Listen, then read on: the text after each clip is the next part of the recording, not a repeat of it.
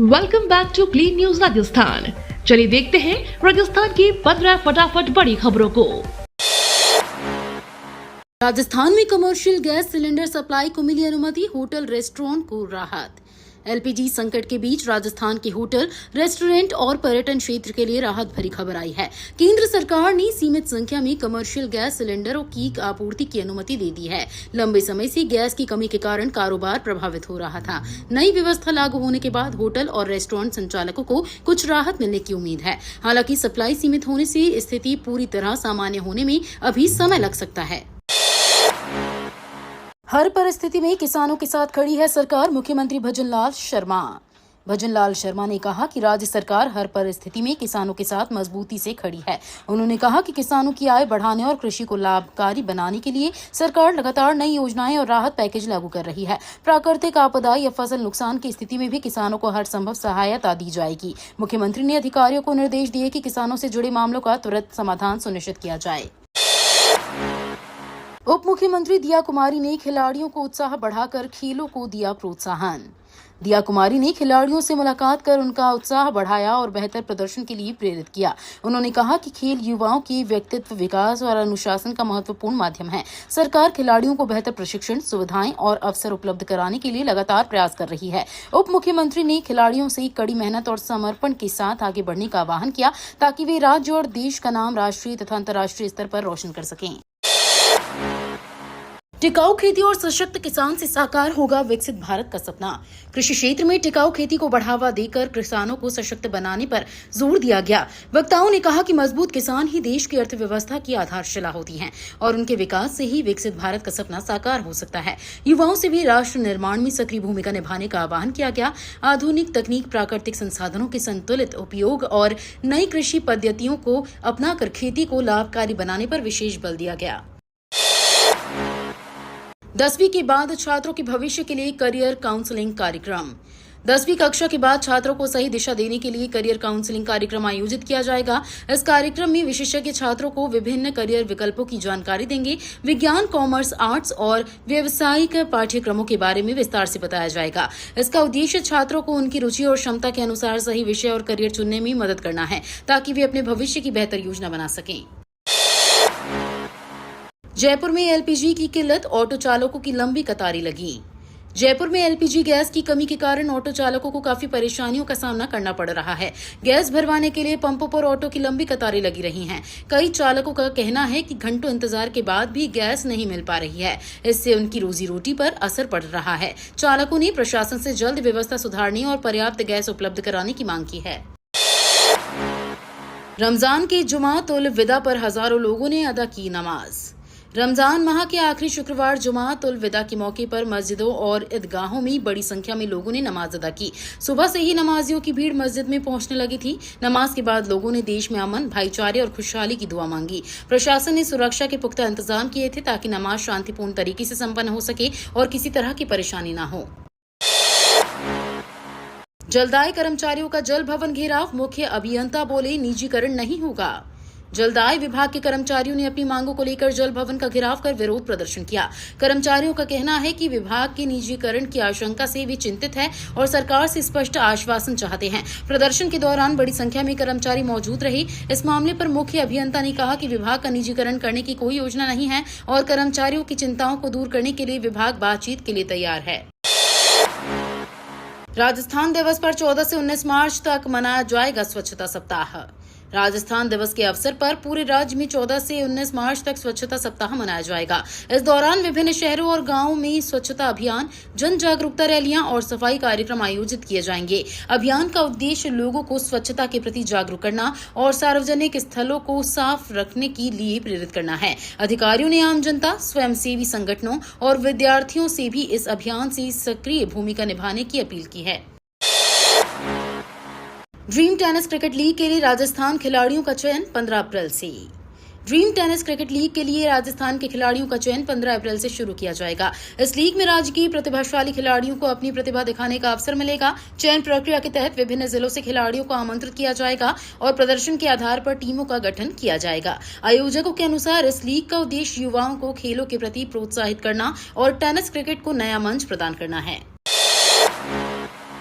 राजस्थान संपर्क 181 पर ACS का परिवादियों से सीधा संवाद। राजस्थान संपर्क 181 हेल्पलाइन के माध्यम से अतिरिक्त मुख्य सचिव ने परिवादियों से सीधा संवाद किया। इस दौरान लोगों की शिकायतें सुनी गईं और संबंधित अधिकारियों को उनके त्वरित समाधान के निर्देश दिए गए।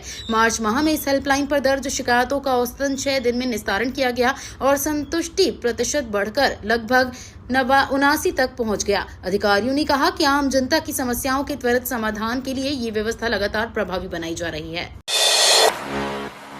JDA की PWC बैठक में शहर विकास कार्यों को देने पर जोर। सिद्धार्थ महाजन की अध्यक्षता में जयपुर डेवलपमेंट अथॉरिटी की PWC बैठक आयोजित की गई। बैठक में शहर के विकास से जुड़े विभिन्न प्रोजेक्ट्स की प्रगति की समीक्षा की गई और कई महत्वपूर्ण प्रस्तावों पर चर्चा हुई। अधिकारियों को निर्देश दिए गए कि लंबित विकास कार्यों को तेज गति से पूरा किया जाए। बैठक का उद्देश्य शहर के बुनियादी ढांचे को मजबूत करना और नागरिकों को बेहतर सुविधाएं उपलब्ध कराना बताया गया।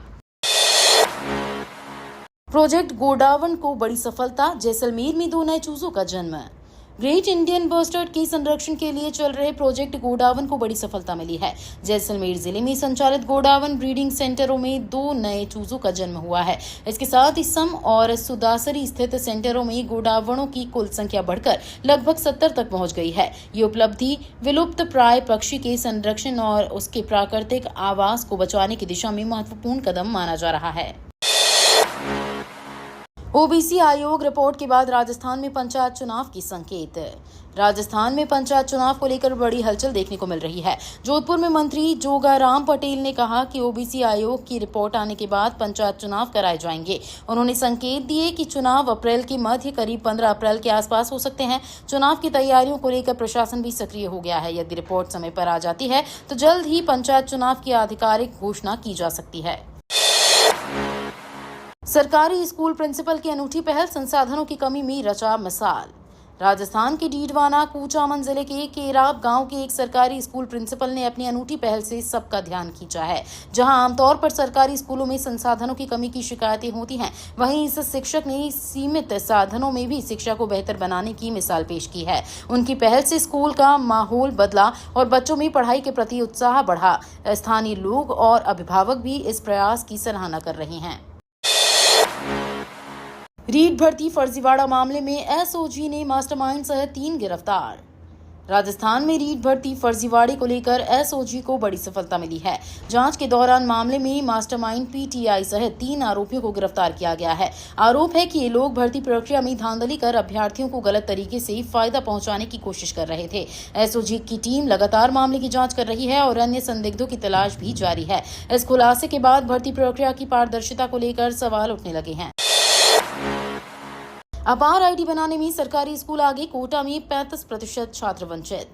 शिक्षा विभाग की पहल के तहत छात्रों की अपार ID बनाने का काम तेजी से चल रहा है। इस मामले में सरकारी स्कूल बेहतर प्रदर्शन कर रहे हैं, लेकिन कोटा जिले में अब भी करीब 35% छात्र इससे वंचित हैं। विभाग का लक्ष्य सभी विद्यार्थियों की ID तैयार करना है, जिससे उनकी शैक्षणिक जानकारी डिजिटल रूप से सुरक्षित रखी जा सके। अधिकारियों ने स्कूलों को प्रक्रिया तेज करने के निर्देश दिए हैं ताकि जल्द ही सभी छात्रों को इस सुविधा से जोड़ा जा सके। JEE एडवांस्ड पैटर्न बदलाव की अफवाहों पर IIT रुड़की ने दिया स्पष्टीकरण। IIT रुड़की ने JEE एडवांस्ड परीक्षा के पैटर्न में बदलाव को लेकर फैल रही अफवाहों पर स्पष्टीकरण जारी किया है। संस्थान ने कहा है कि सोशल मीडिया पर चल रही कई खबरें भ्रामक हैं और परीक्षा पैटर्न में फिलहाल कोई आधिकारिक बदलाव घोषित नहीं किया गया है। छात्रों और अभ्यर्थियों से अपील की गई है कि वे केवल आधिकारिक वेबसाइट और संस्थान की ओर से जारी जानकारी पर ही भरोसा करें। कोर्ट का बड़ा फैसला, शिक्षक भर्ती 2012 अभ्यावेदन स्वीकार करने का निर्देश। शिक्षक भर्ती 2012 मामले में कोर्ट ने महत्वपूर्ण आदेश देते हुए अभ्यर्थियों के अभ्यावेदन स्वीकार करने के निर्देश दिए हैं। अदालत ने संबंधित विभाग को कहा है कि सभी लंबित शिकायतों और आपत्तियों पर नियमानुसार विचार किया जाए। इस फैसले से उन उम्मीदवारों को राहत मिलने की उम्मीद है जो लंबे समय से अपनी मांगों और शिकायतों के निस्तारण का इंतजार कर रहे थे। अब विभाग को तय प्रक्रिया के तहत अभ्यावेदनों की जांच कर उचित निर्णय लेना होगा। कृषि मंत्री किरोड़ी लाल मीणा अचानक दिल्ली पहुंचे, अमित शाह से मुलाकात। किरोड़ी लाल मीणा अचानक न्यू दिल्ली पहुंचे और वहां अमित शाह से मुलाकात की। इस मुलाकात को राजनीतिक दृष्टि से अहम माना जा रहा है। सूत्रों के अनुसार दोनों नेताओं के बीच राज्य से जुड़े विभिन्न मुद्दों और संगठनात्मक विषयों पर चर्चा हुई। हालांकि बैठक के एजेंडे को लेकर आधिकारिक तौर पर ज्यादा जानकारी सामने नहीं आई है, लेकिन इस मुलाकात को लेकर सियासी हलकों में चर्चाएं तेज हो गई हैं। वरिष्ठ नागरिक तीर्थ यात्रा योजना 2025 की विशेष ट्रेन 16 मार्च को अजमेर से रवाना। मुख्यमंत्री वृद्धाजन तीर्थ यात्रा योजना के तहत वरिष्ठ नागरिकों के लिए विशेष रेलगाड़ी 16 मार्च को अजमेर से रवाना होगी। इस योजना के माध्यम से राज्य के बुजुर्गों को प्रमुख धार्मिक स्थलों की तीर्थ यात्रा कराई जाती है। यात्रा के दौरान यात्रियों के लिए भोजन, आवास और स्वास्थ्य सुविधाओं की व्यवस्था भी की जाती है। सरकार का उद्देश्य वरिष्ठ नागरिकों को सुरक्षित और सुविधाजनक तीर्थ यात्रा का अवसर उपलब्ध कराना है। महिला स्कूटी रैली से जैसलमेर में गूंजा नशा मुक्ति जन जागरण का सशक्त संदेश। जैसलमेर में नशा मुक्ति जन जागरण को लेकर महिला स्कूटी रैली और जागरूकता कार्यक्रम आयोजित किया गया। ये आयोजन कर्पूर चंद्र कुलश की जन्मशती के अवसर पर किया गया। शहर की सड़कों पर निकली रैली में बड़ी संख्या में महिलाओं ने भाग लेकर समाज को नशे से दूर रहने का संदेश दिया। कार्यक्रम के दौरान लोगों को नशे के दुष्प्रभावों के बारे में जागरूक किया गया और स्वस्थ समाज के निर्माण के लिए सामूहिक प्रयास का आह्वान किया गया। जल जीवन मिशन घोटाले में पूर्व एसीएस समेत 4 के खिलाफ गिरफ्तारी वारंट। जल जीवन मिशन से जुड़े कथित घोटाले में एसीबी कोर्ट ने बड़ी कार्रवाई की है। अदालत ने तत्कालीन अधिकारी सुबोध अग्रवाल सहित 4 आरोपियों के खिलाफ गिरफ्तारी वारंट जारी किए हैं। जांच एजेंसियों के अनुसार योजना से जुड़े कार्यों में अनियमितताओं और भ्रष्टाचार के आरोप सामने आए थे। कोर्ट के इस आदेश के बाद संबंधित एजेंसियां आरोपियों की गिरफ्तारी की प्रक्रिया तेज कर सकती हैं और मामले की जांच आगे बढ़ेगी। सेवानिवृत्त पुलिस अधिकारियों का संगम, समस्याओं और मुद्दों पर किया मंथन। शहर में सेवानिवृत्त पुलिस अधिकारियों का एक विशेष संगम आयोजित किया गया, जिसमें बड़ी संख्या में पूर्व पुलिस अधिकारियों ने भाग लिया। इस दौरान सभी ने अपने अनुभव साझा किए और वर्तमान समय में पुलिस विभाग से जुड़ी चुनौतियों तथा सेवानिवृत्त कर्मियों की समस्याओं पर चर्चा की। बैठक में पेंशन, स्वास्थ्य सुविधाओं और सामाजिक सुरक्षा से जुड़े मुद्दों पर भी मंथन किया गया। कार्यक्रम का उद्देश्य पूर्व पुलिस अधिकारियों के बीच संवाद बढ़ाना और उनके मुद्दों के समाधान की दिशा में पहल करना रहा। फसल कटाई प्रयोग से तय होगा गेहूं की उपज और बीमा क्लेम। देवली गांव में प्रधानमंत्री फसल बीमा योजना के तहत शुक्रवार को गेहूं की फसल का फसल कटाई प्रयोग किया गया। इस वैज्ञानिक प्रक्रिया का निरीक्षण सहायक निदेशक कृषि सांख्यिकी राजेंद्र कुमार पोरवाल और कृषि अधिकारी प्रियंका पारीक ने किया। अधिकारियों ने बताया कि इस प्रयोग के आधार पर क्षेत्र की औसत उपज का आंकलन किया जाएगा। इसी आंकड़े के आधार पर किसानों की बीमा क्लेम का निर्धारण किया जाएगा। ये तो थी राजस्थान की बड़ी खबरें। रोजाना सबसे पहले अपडेट पाने के लिए क्लीन न्यूज राजस्थान को अभी सब्सक्राइब करें।